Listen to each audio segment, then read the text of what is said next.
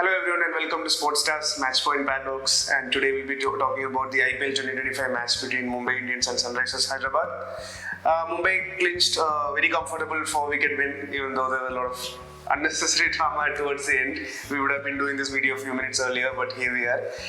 This was Mumbai's third win of the campaign. Their season finally starting to lift off after a very traditional start, what you can say for Mumbai. But the talk of the town, the main talking point from the match obviously is a pitch. Going into this game, people are saying this is going to be a high scoring game, 200 plus total for sure, but then we got a very un-Mumbai like pitch. So Abhishek, what do you make of that particular pitch we had today? Yeah, we were spot on. Quite uncharacteristic of the Wankhede stadium. And it was Michael Clark who mentioned this at the pitch report that it was watered on the day of the match, which is I think quite rare.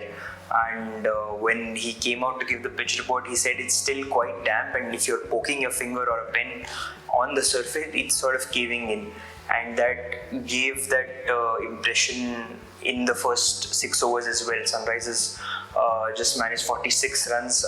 Again, their opening pair did not fire like it did last season, and then again, Sunrisers failed to get that momentum build their innings through the later overs. A couple of reprieves as well for Travis Head, who was caught off a no ball, and then Abhishek Sharma had quite a few edges which could not be collected.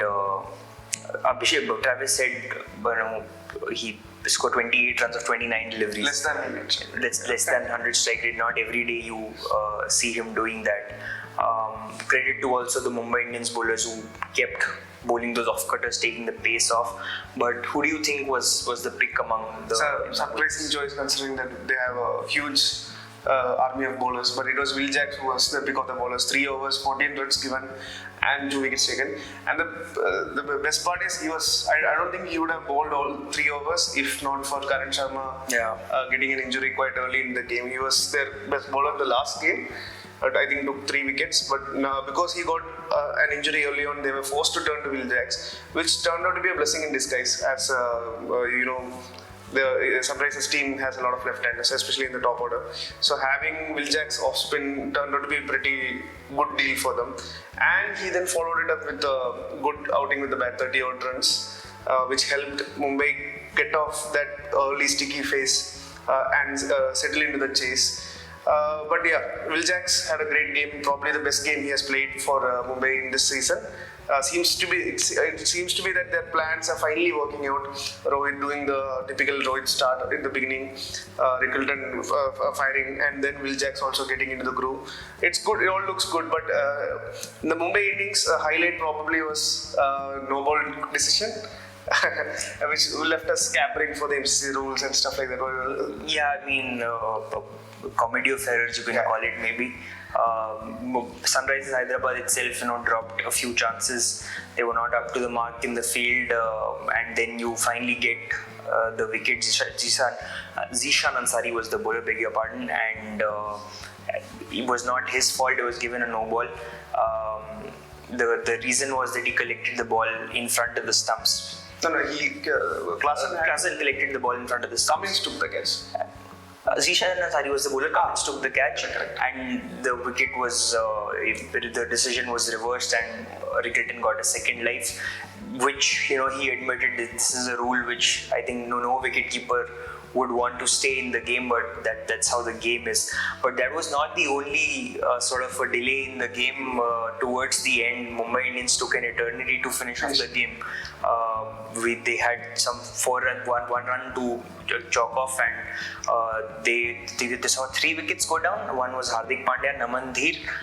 2 wickets went down, and 5 dot balls. 5 dot balls. Naman Dheer quite amusingly went for a DRS on a decision that was as plumb as it could get. It was hitting the middle stump, and yet he decided to take a review and walked off the ground and waited for it. Mitchell Sander in fact came in, wanted to take the guard, but the umpire said since technically the previous batter is not out, you cannot proceed with taking guard, and there was a delay in the ball tracker as well, and the Mumbai Indians owners were on their feet expecting the wind to be sealed off, and then they had to go back onto their seats when the match ticked off into the 18th over.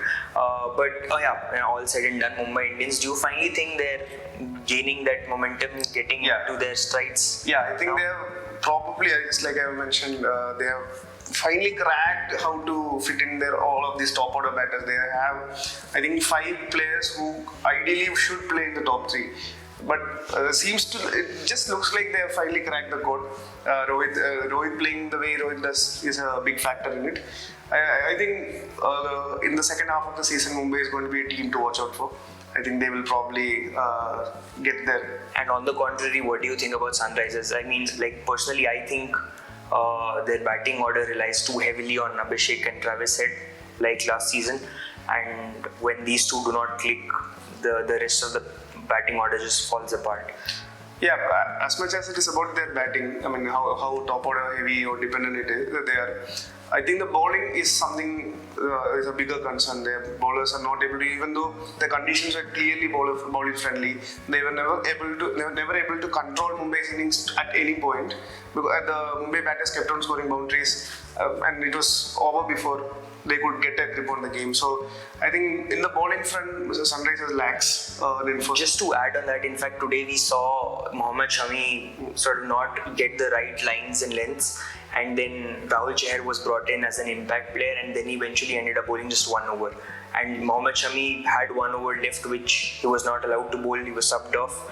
As you said, this shows a lack of clarity, and they sort of do not trust which option to prefer at what stage in the innings. There is so much Pat Cummins can do. Yeah. Beyond a point, it's up to other bowlers to take up the. Yeah. That was all from this game. On Friday, we have Royal Challengers Bengaluru hosting Punjab Kings at the M. Chinnaswamy Stadium. Now, RCB has picked up 4 wins this season. None of those 4 wins have come at their home, and they'd want to tick off that box and keep the momentum that it has and keep its place in the top 4. As always, Sportstar will keep you covered with all the latest updates from that match.